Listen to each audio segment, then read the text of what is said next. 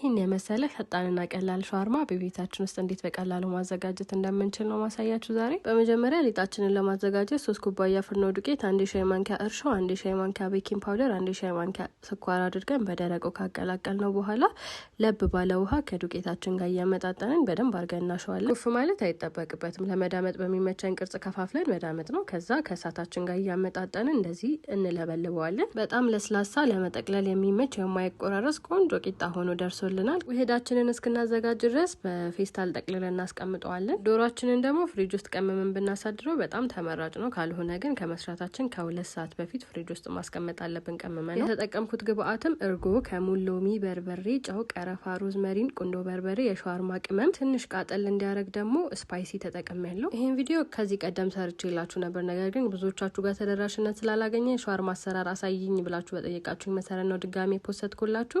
ከዛ ከስር ሶሳችንን እየቀባን ቺፕስና ዶሮአችንን አድርገን መጠቅለል ነው። ከዛ በሁለቱም ሳይድ ቶስት እናደርገውና ፋይናሊ እንደዚህ ሆኖ ይደርስልናል። ፈጣንና ቀላል አሰራር ነው። በዚህ መንገድ ደግሞ ሞክሩት፣ ትወዱታላችሁ። ስላያችሁ አመሰግናለሁ። ቻው።